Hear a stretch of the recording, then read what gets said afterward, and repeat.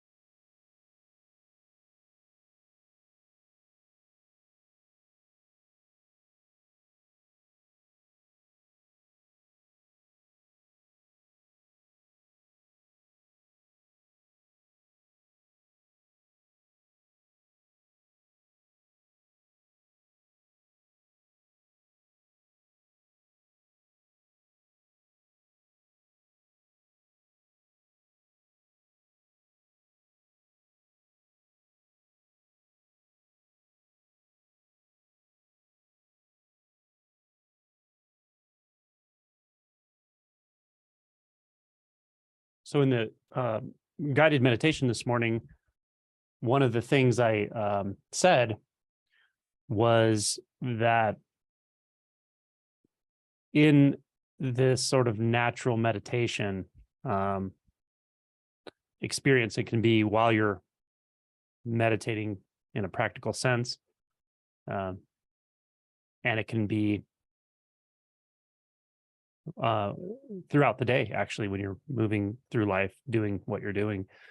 There can be this acknowledgement of a sort of unbinding spaciousness, alertness that is not binding itself to any particular thought or view or experience or expectation. That's why it's called natural meditation, because it's already there. It's already the case.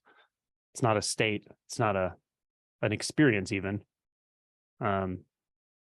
It's not definable, but it is already the case. So this is a really valuable practice to sort of tune into when we're meditating. And at some point it becomes obvious what I'm saying, that it's already there. It's there when you're on or off the cushion. And we can't force that. We have to have some patience around letting that come forward naturally in other areas of our life. But it becomes more and more apparent that it's already the case, that this natural, let's call it a natural state, but it's not a state, is already available. And there's this quality of alertness that I mentioned this morning. And I wanted to talk a little bit more about that and its other implications or other applications. So this alertness, just to remind us, maybe I'll do a similar sort of pointing as I did this morning in the guided meditation, but just to remind us of what I'm talking about here, is that we can start by just moving attention into this space that we would normally call the thought space, or perhaps we call it the mind, or perhaps we call it consciousness or the being sense. And when we move our attention there, or when we just notice or take in that spaciousness, we often will notice that there's no boundaries there. It's not something that's fixed. It's not something that you can put your finger on and say it's right there. But there's also nowhere you can put your finger and say it's not there, because it's everywhere, sort of inside and outside. It's the minuscule and it's the cosmic. It's at every scale, at every iteration of experience. It's not defined by any terminology or any belief or any basis or any doctrine. It's not subject to any of that. It's not even an it. It's not a separate thing from you, the experiencer of it. But we use language because that's what we have. So this has a quality that I will call alertness.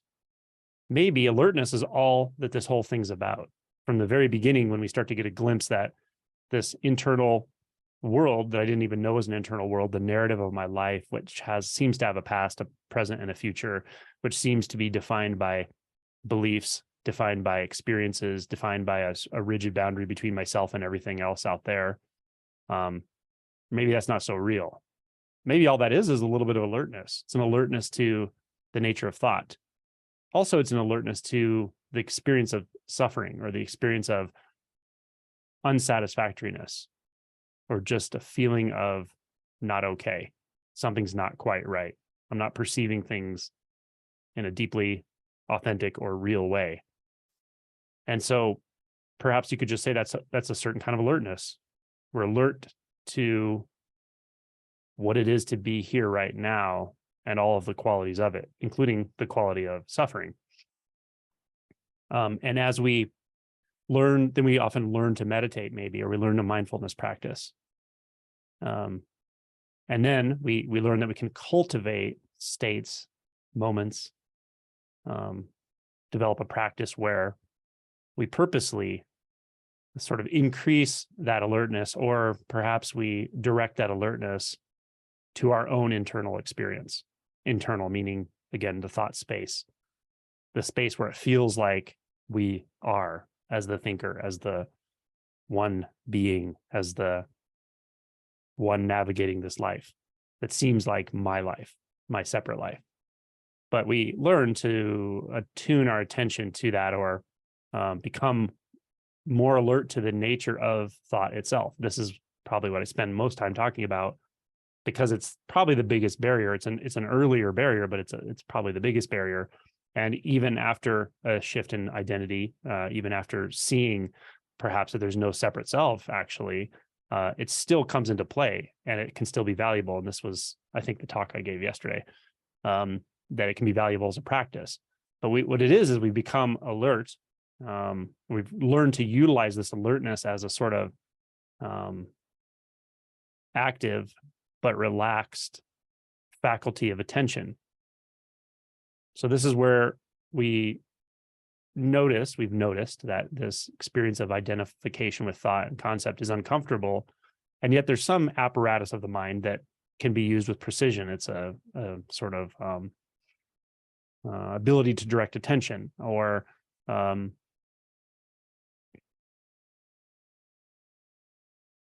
discerning faculty. So we learn to turn that inward, turn it into the space of consciousness, the substance of thought, the sense of being even. And that can become so magnified and so clear that the thoughts start to subside. Then we sort of notice this alertness is kind of everywhere. It's in the wholeness of that experience of being. And this is where I was pointing this morning. So then you start to experience that the alertness, or you start to recognize or realize that the alertness that I'm referring to, this quality of alertness, and you may not even notice it as such, but it's there. It's sort of like dye poured into water. It's sort of ubiquitous in the experiencing itself. That alertness is a sort of aspect of consciousness, or we could even say presence. Then it's the experience of using alertness, or using attention, or even intention as a tool, starts to merge with the feeling of being. They're like kind of one and the same. So you could say at least in the conscious space, the relative and absolute are starting to be experienced as simultaneity, or the same thing, or a continuum. And then we feel a sort of instinctual movement to maintain the alertness at some times during meditation, perhaps, but also to deepen our insight about it and our intimacy with it. And so we start to be able to carry that off the mat throughout the day, maybe not all day long, but this knowingness, not being lost in thought, not being dragged into the illusion of the past and future, but an experience of what's actually happening right now at all levels, the emotion body, the head space, the physical senses, and really that's it. So we learn to trust that we can just drop our attention into that and let that alertness, that aliveness manage everything, because it does just fine. So in this talk, what I wanted to point out, and we'll see how well I do it, because I've never even thought about this before, but it seems to be coming forward. So we'll see what happens. Is how that alertness can be applied in different areas of this whole endeavor we're talking about, which is awakening, realization, liberation, and so forth. So this morning's guided meditation was very much how you utilize that alertness, or you tune into it, or you come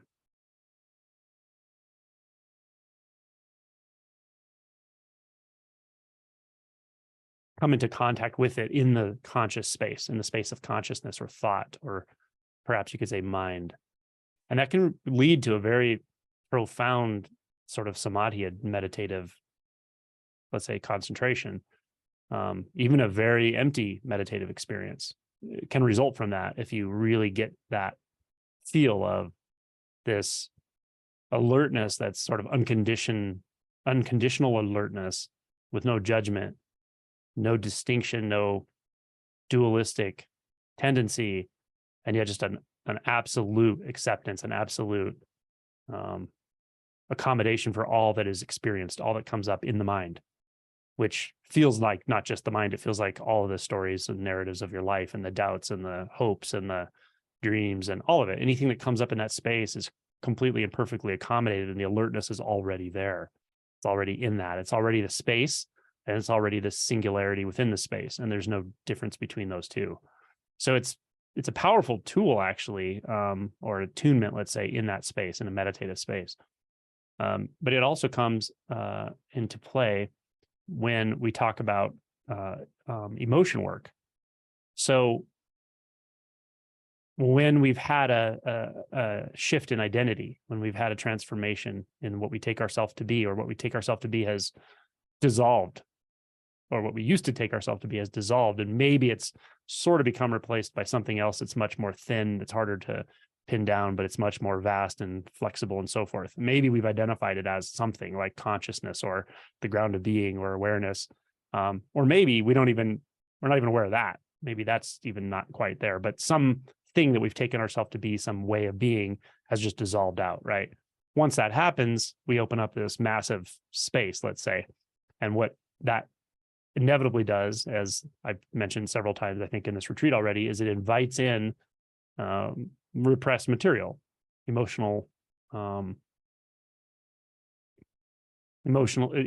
essentially emotional material, but habitually repressed, avoided, overlooked, etc.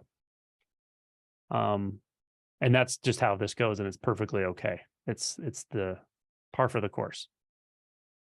So there's often a honeymoon period, usually is, but then a few months to a year or something, often we start to notice, okay, yeah, there's very intense reaction patterns, reactivity, resistance patterns, surprising emotions. They just come knocking at the door, and here they are. Yeah. So this alertness, I think, comes into play here, and that is it's just a sort of a willingness to open the door, a willingness to just see what's popping up right in front of your face, or inside of you, or outside of you, or in your partner, or in your family, whatever's happening. We can have this sort of, that we've cultivated even in our meditative practice, we can have this and bring it forward in the life circumstances, this alertness that just says, okay, this is what's happening, and it's perfectly okay. I don't need to judge it. I don't need to categorize it. I don't need to say it's good or bad, or it's this or that. It's just what's happening. And this is at all levels. This isn't to paste a sort of positive judgment on it. That's not what I mean. I mean, whatever's happening doesn't need to be judged, even at the level of I like it, I don't like it, it's positive, it's negative. It's just what is. So if there's fear, that's what is. If that's here, the alertness that I'm talking about, and it's always there. Again, we cultivate it in one sense, but all we're really doing is cultivating our instinctual movement with it. It's already there. Everyone has the capacity to do this. And this is kind of an aside, but on occasion I'll hear something like, people may not be able to handle what comes up in their emotion body and stuff. And there are practical considerations for that sometimes, but I find in this process, people can handle it. Of course you can. You have the capacity to feel everything. And even the fear that you can't handle it without someone helping you, a therapist or something like that, it's kind of baked into this social matrix. Now, again, therapists can be helpful, of course, and relational work can be very helpful.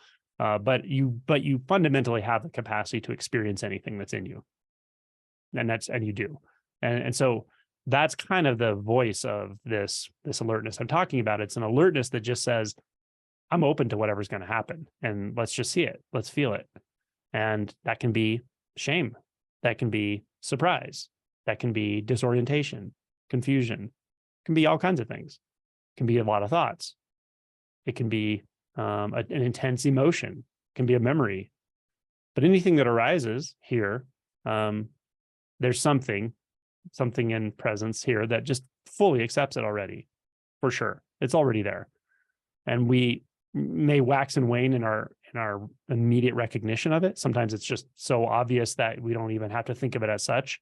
The acceptance is automatic. The flow is just natural and simple and effortless.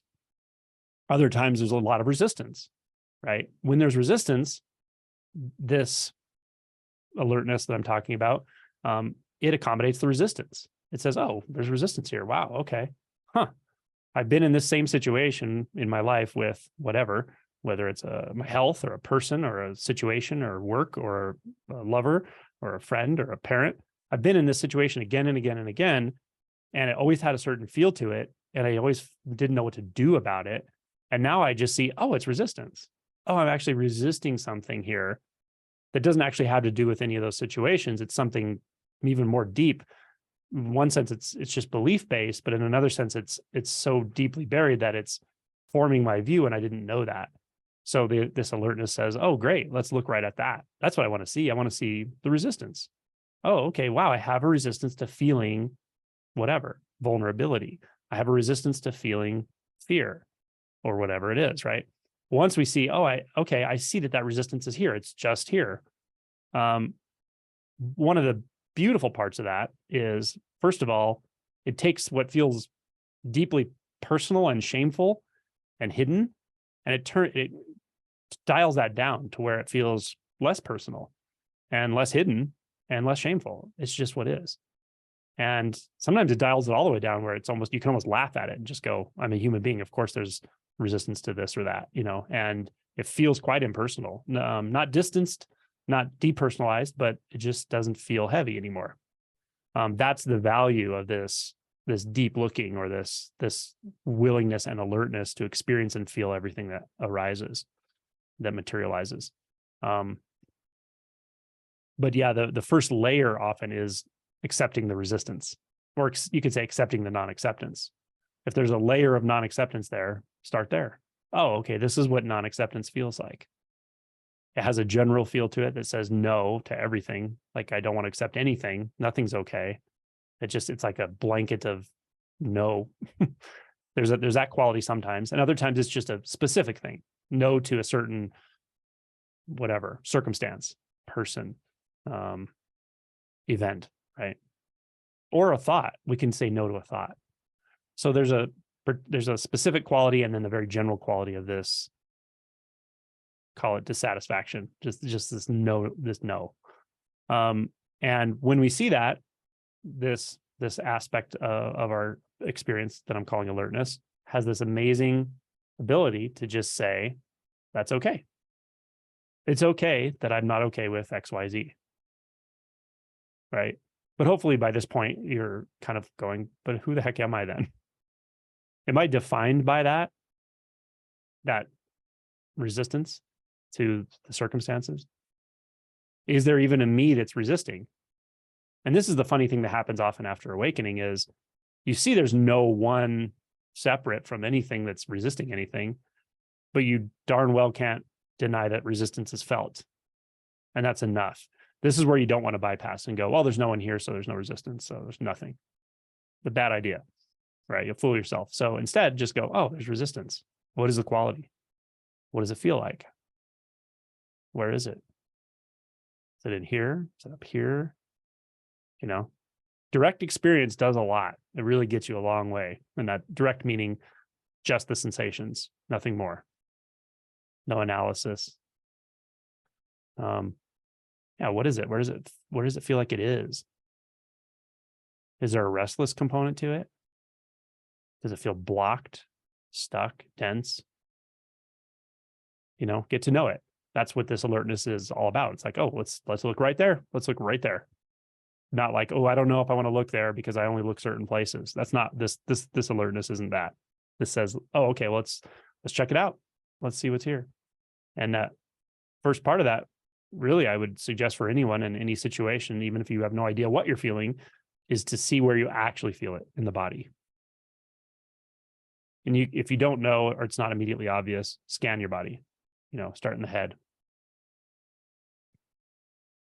Yeah, contraction in the chest is common. It's a common place, but just feel it. And even if, say, you feel a contraction in your chest. So the common places are, chest is probably the most common. Sometimes people feel really in the head, especially when there's mind identification going a lot. But like you actually feel like you're located up here. Also, it sometimes feels like you're located up here when you're doing work with visual field and stuff like that. And then sometimes it feels like it's in the gut. And none of these suggest a stage of realization in the way I'm speaking about it. Like Adyashanti makes these distinctions between awakening at the level of the head, heart, and gut, which does have a correlation with what I talk about with stages of realization. But when I'm talking about these contractions, they can kind of be anywhere, and they tend to be somewhere in the center.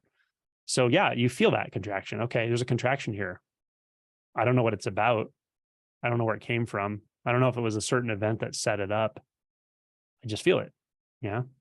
And so again, I would start with the first layer. Is there resistance to it? Right?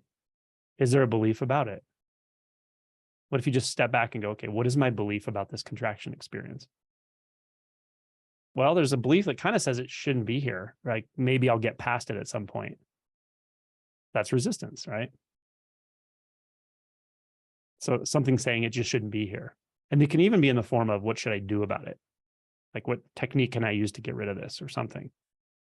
Right? I'm not saying you should never use techniques. I'm saying start with what your actual perceptions are. If it's something that says no to the experience, start there. Realize, oh, I'm actually saying no to this. Something's saying shouldn't be here. Okay. So you can move your attention back to the sensation, whatever it is, the body sensation, the body space. And it may be somewhere else. It could be up in the head and in the arm or down in the legs, or it's not always in the same place. And it can also be sort of patchy, might be up in the jaw a little bit and down in the chest and in the gut. Sometimes there's kind of complex experiences. So like I said, you can scan the body a little bit at first if it's not completely obvious, but the more you do this, the better you get at it, to where it's just like, oh yeah, I can feel exactly where that is. And just go there. And you may also notice it fluctuates and changes. So with this alertness, hold a bit of space with it, meaning don't zoom in so close to one sensation that you're not completely open to the body sensation, the entirety of the body sensation as a whole. You can do both at the same time. You can be aware of a particular part of the body and a sensation there, as well as the entirety of the body space. So yeah, just feel it. Oh, okay, that's what it feels like. That's where it is. How directly can you feel that? Can you feel it from the inside? Like, again, this alertness is like inside, outside, touching it from every position. It's completely fascinated. Completely, even with something uncomfortable, it's just fascinated. Full on experience, full on raw experience of being alive. So feel it, yeah. And it does change sometimes. It moves and fluctuates and comes and goes, and may kind of disappear. That happens if you're really able to pour your attention in. Often it just is like, wait, where'd it go? It was here. I know it was so strong. It was so intense, and all of a sudden I can't even find it. Right now, that doesn't always happen. Sometimes it's actually just sits there for a while. Sometimes in like a retreat setting, I remember retreats years ago where I'd feel it sitting there for like a few days, and what softened wasn't the sensation, but the sort of background belief that it shouldn't be there, or something's wrong, right? Or I need to figure out what to do about it. When that softens, all of a sudden it's like, oh yeah, your attention can just go right into it, and that tends to just dissolve it. But even that's not a problem, because you don't need to dissolve it at that point. It's just an experience like anything else. So that's that alertness I'm talking about. And it's great with this direct experience. One way to dial in to the directness. Like one way to dial into that, how the directness and the alertness kind of interact, is just to sort of ask yourself, can I feel this from the inside? You certainly can feel it from the outside. We often have a perception, a mental image that it's like down there, like where you can close our eyes and still imagine it's in the center of the body, meaning we're not actually seeing the body, we're imagining the body and we're feeling the center of it. So are we feeling or are we imagining? And a lot of times we're actually doing more imagining than feeling, but the attention's fluctuating. So just notice, oh, okay, it's actually still a sensation whether or not I'm imagining a body at all. But yeah, that often feels like looking down into it, right? We're like awareness and the contraction. Yeah.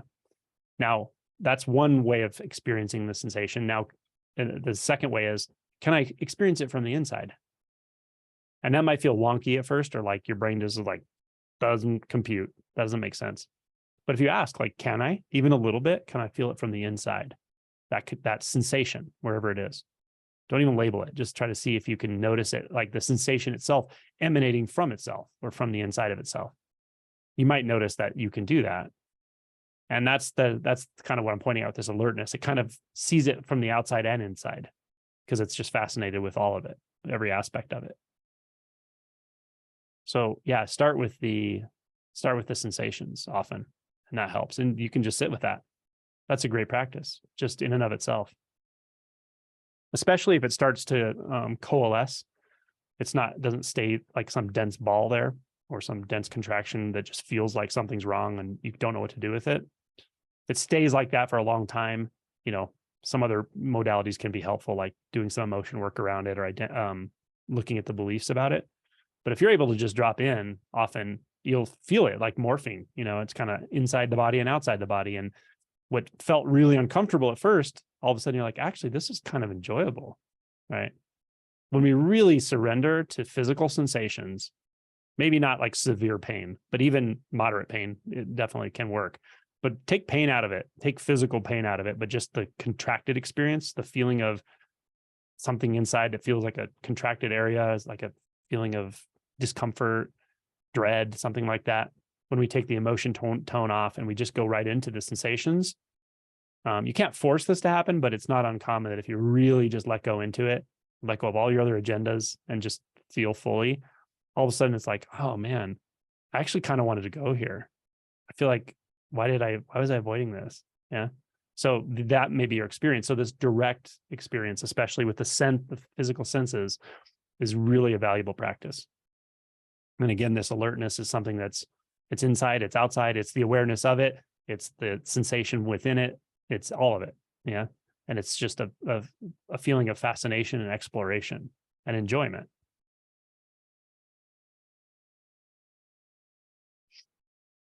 Now,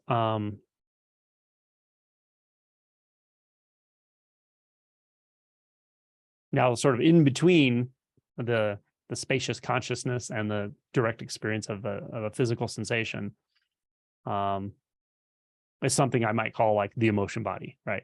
It's where mind and perception and narratives come in contact with and get sort of complexed with or seemingly connected to physical sensations. And a lot of work goes on here. This is where you don't want to bypass. You want to be honest with yourself about what you're actually experiencing, what you're feeling, how things are going in your life and all that, right?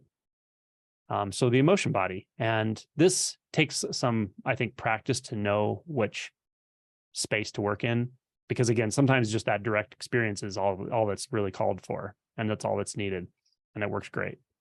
And I think more and more it will go in that direction for most people in this process. It gets more and more direct until, with like clear non-dual realization, whether you can't find a boundary anywhere anyway. So the sensations to avoid a sensation it requires a tremendous amount of energy, and it feels really uncomfortable and discordant because, well, it's not even possible. And so it's almost like just an energetic imbalance at that point. And so that can be corrected much easier. But even at that stage, emotions definitely come into play, and looking into what are the beliefs behind my experience? Where did I form those beliefs? What are they related to? And again, some of this stuff even brings you back to childhood, your development, where you learned about who and what you are in this life, and how you survive in this life, and how you get what you need in this life, and how you avoid what could harm you in this life. All of those developmental identity structures, which are totally necessary to formed very early in life, in your childhood years, some very early childhood years. So sometimes this work will bring you all the way back to that. And that's where inquiry, and then sometimes relational, emotion work with somebody who knows how to work through this stuff, sometimes therapy, traditional therapy, and then somatic practices of all kinds can be very helpful. But I still think the cornerstone really is a sort of inquiry. And what that means is you have to be willing to look. You have to be willing to want to see what's actually going on, and willing to face the fears associated with that. Because a lot of times what happens as we wake up, or as identity structures drop away, is a better way of saying it. What happens is we at first may really like doing that, but at some point it can get a little scary sometimes at certain times when an identity structures feel like it's going to fall away, and you kind of remember like, oh yeah, that filter is a bit of a barrier. That barrier that it doesn't do it, but it seems to keep me distant from life. Seems to keep me distant from that external world, which is dangerous, right? So it can feel threatening when those start to fall. And this is why even in deep stage realization, sometimes somatic work, emotion work, therapy can be helpful and is often necessary. So don't overlook it. But the number one, the willingness to see that that's actually what's happening, and that's that the fear is pointing to probably something a little deeper or something more specific you can address. And that's again where this like alertness comes in, the alert aspect that doesn't judge, that doesn't say I'm alert, but I only want to be alert for this or that. That's not what this is. This says whatever's here, let's look at it, right? Let's just check it out. Let's go right into it. You could actually say this alertness is unconditional love, right? Because it doesn't judge anything, and it already knows itself as everything. So the darker space there is, the more shadow there is, the more confusion or seemingly hidden space there is, in one sense, the more interested it is. It's like, oh, well, let's go in there then. Let's just go right into that shadow, right? There's a part of you wouldn't be here. Like you wouldn't be this far into this kind of retreat if there wasn't a major part of you that's willing to do this. Now, there are always going to be competing agendas, at least for quite some time, where part of you may want to do that, and there's a part of you that definitely doesn't want to do that. But what I'm really pointing to is to tune in and attune to that part that says, yeah, let's look. Let's just look. If it's a belief, let's look at it. If it's an emotion, let's look at it. Like not picking and choosing, especially not picking and choosing in your own experience and your own shadow and your own unconscious. Like, let's just check it out. If it's there, I want to see it. This is very simple. But again, it's strange how often not until very deep stage realization does it become this clear, where it's like, it's just a matter of seeing it, being willing to see or not. If you're not, whatever. But you lose so many perceptual filters and you lose identity structures to where there's no opportunity to not see anymore, right?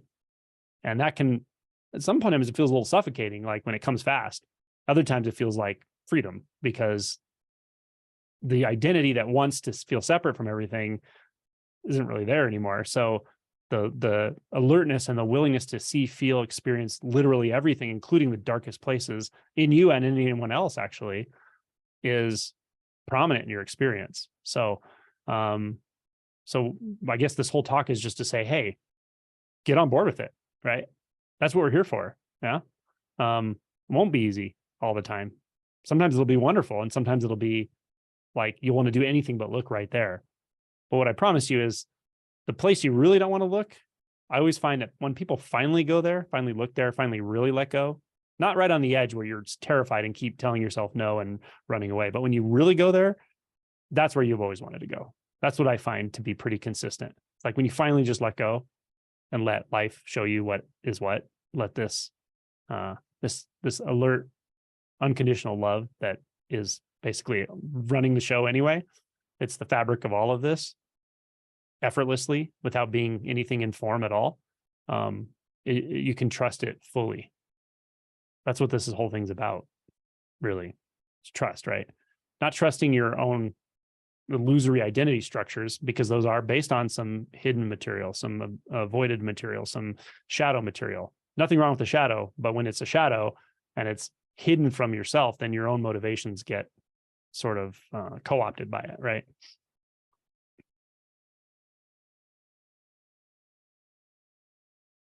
Good. Someone's beaming from the inside out with my message. I feel that way too. I feel like it's not me though, or you. It's just the truth of the moment just comes forth a certain way, and it has that just love of being, right? Like your whole life with all of its problems and challenges and ups and downs and wonder and being asleep and waking up and all of it, right? All of that is like, there's such an ecstasy to the fact that that can even be experienced at all, right? I love to quote Adyashanti. Probably everyone knows that, but one of the things he said once that was so cool, very true, is he said, if you could see how easily it would be for there to be nothing at all, then it shows you how much it gives you this gratitude for just everything, like that there could be anything. What a wonderful, amazing thing that is. And that's not just a spiritual thing, like scientifically speaking, look at like the idea of the Higgs field having a certain positive value, that, the phase shift thing, where that could just suddenly have a value shift or change in the value of the Higgs field, and the entire universe could disappear, right? There's like a mathematical possibility. So if you just look at what even creates reality, like the possibility of coming into existence at all, and to feel that and feel the gratitude for all of this, and seeing like, wow, there's something that wants to know itself in the deepest way, and it can know itself in the deepest way, in impossible ways, in amazing ways. But there's a sort of shedding of the illusory identity for that to occur at all, for the human. And that's what I found. And so that's the business we're in, really, is deep trust in the whole process and your own instinct. But your instinct has to take you beyond your beliefs about who and what you are. That's really where the rubber meets the road. Because if you can't do that, if you can't get on board with the fact that, yeah, I'm gonna have some of my beliefs blown up in my face about myself and about how life is and about what's true and what's not true. If you're not willing to have any of that happen, you probably wouldn't have made it this far, right? Not saying that every belief is intrinsically wrong. In the relative world, some beliefs are better than others, whatever. But being willing to entertain and directly investigate the possibility that some fundamental beliefs that we hold are not only just erroneous, but they are causing us to suffer and causing us to see reality in a pretty distorted way, actually, when it comes to like non-dual realization, seeing, no form, no actual form, no distance, no separation. Doesn't mean there's nothing there. It just means there's no words to talk about what is. And it's quite a different way of perceiving. And really the only thing in the way of that is really a kind of layer of a few beliefs, but they're pervasive beliefs, and they're beliefs that restructure our perception again and again and again, like ongoing all day long. And they need to be there for development. There's nothing fundamentally wrong with them either.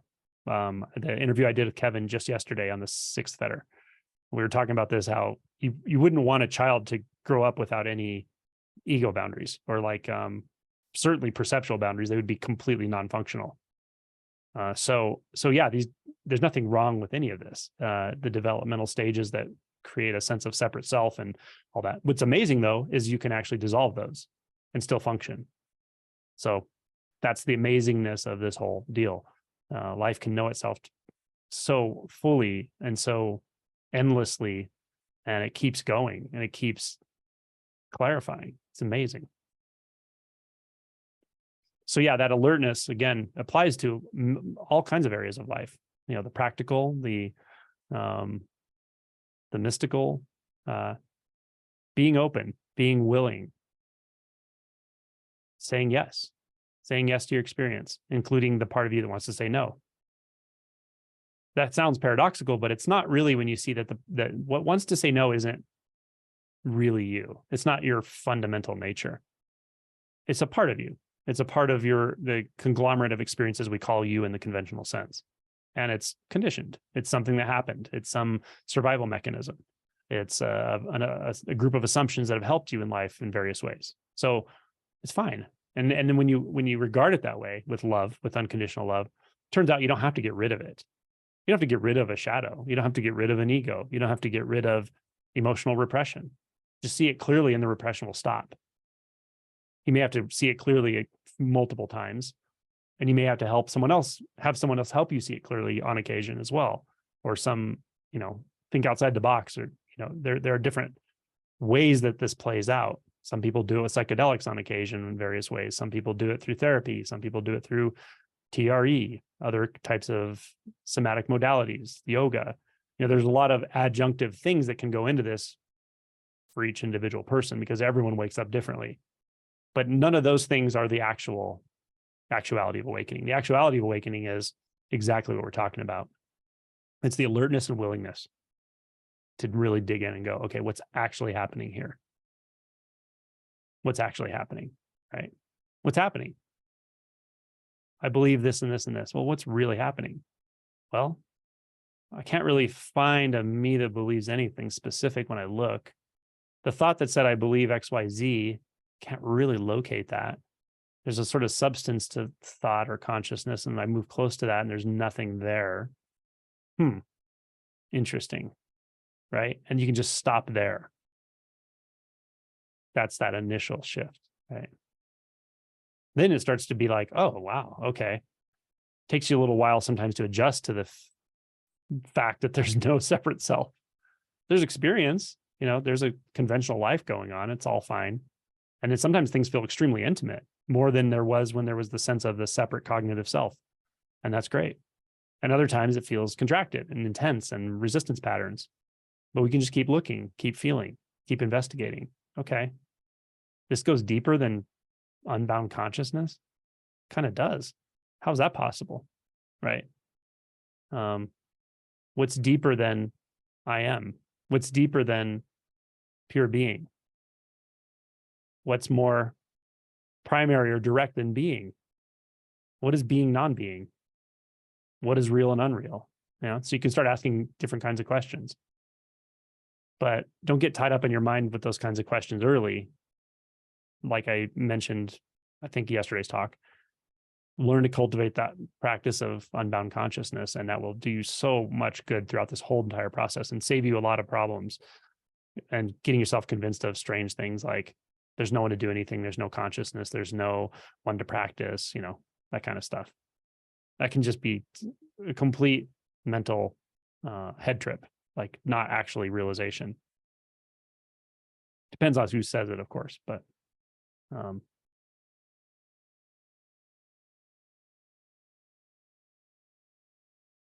I keep noticing the comments. Yeah, it feels like a lot of work to keep the beliefs going, right? And that's another component of this, like this this alertness that I was talking about, and as I was pointing to it this morning in this guided, it's another component is that it is truly effortless.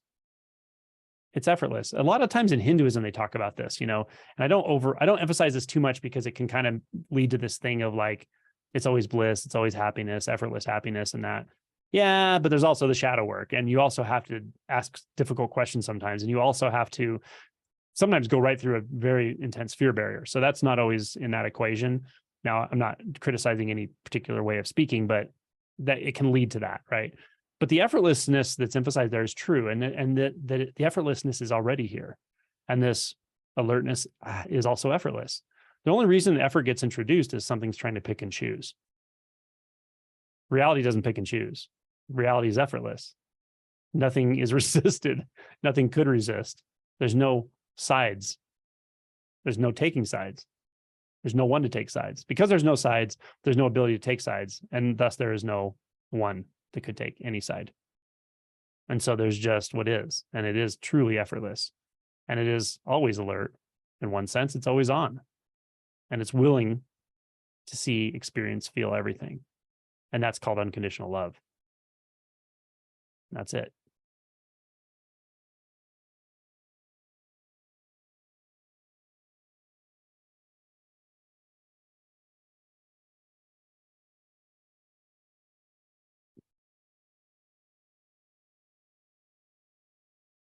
Someone asked, is this alertness I'm talking about the same as something else? I'm always a little hesitant to answer questions when people want to equate things. Like they go, is this like that? Is awareness the same as consciousness? Is this, oh, when you said this, does that mean what they mean in Dzogchen when they say this? The reason I'm disinclined to answer questions like that isn't to be evasive. It's because of where it feels like it's coming from. It feels like it's coming from a place in the mind that wants to put a framework together and say, oh, okay, I understand.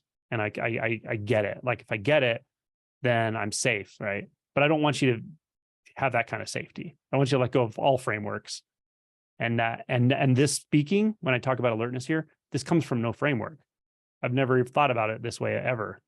So like even this morning or whatever. So it's not about any kind of concepts. It's not about any actually existing structure of reality, because reality doesn't need anything to actually exist, because it's constantly changing, morphing, coming into being, going out of being. And even that requires a relative mind to say. So there's nothing fixed about reality. There's nothing fixated about reality. So there's no actual thing that I'm talking about called alertness. It's just a way of speaking right now to dial you in. This is where the mind doesn't like to go with this stuff. Sometimes it's like at some point you have to let go of all paradigms, or just see that all paradigms are false when it comes to identity. So yeah, I'm not going to equate it to anything specific, more of a feel thing, a feel and an effect. It may have an effect or it may not. I'm sure it'll have some effect, but I mean, could have a profound effect or could just be like, oh, that's interesting. But hopefully it has a feel to it. And that feel that I'm always pointing to, always trying to dial us into, whether it's through a guided meditation or a talk, is the feel of what I might just call the unconditioned. Yeah. Which also includes the conditioned. Just like emptiness also includes form.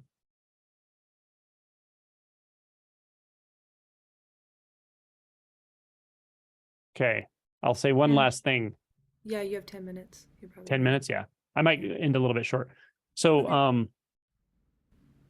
Someone said, can you tell me how this relates to now? So for me, when I say now, I don't think I talk about now too often. I more would rather deconstruct time and show how illusory time is, that it's thought-based essentially. But when I compare anything to now, or if I'm going to refer anything to now, I'm just going to say this about now. Now is just, I assume you already know there is nothing but, in one sense, now. But even now, even the idea of now is extrapolated from past and future. Because if you really see there is no past and no future, clearly, then is there a now? So again, if Eckhart Tolle is watching, plug your ears, there's no now. And once that's seen, then there's no need to equate it with anything. It's this one non-place that everything's happening in. Sure, we could say that. This eternal present, sure, we could say that. But any of those could also be turned into concepts, of course, right? This isn't about concepts at all. Positions, views, frames of reference.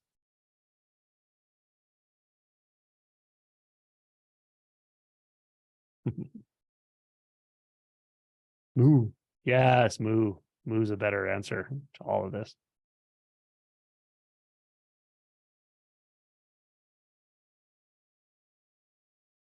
What is moo?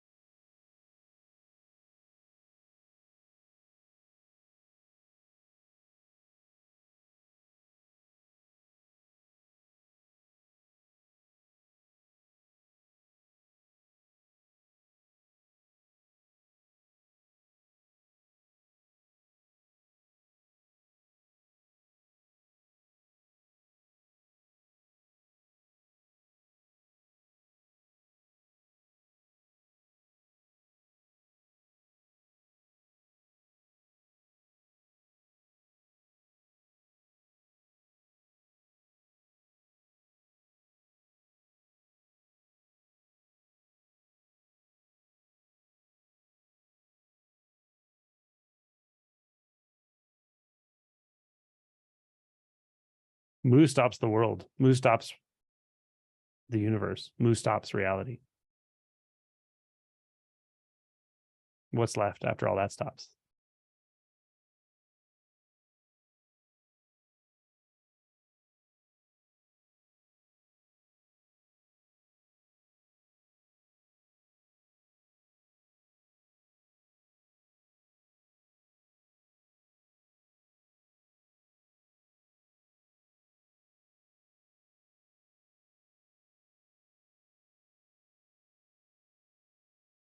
Okay.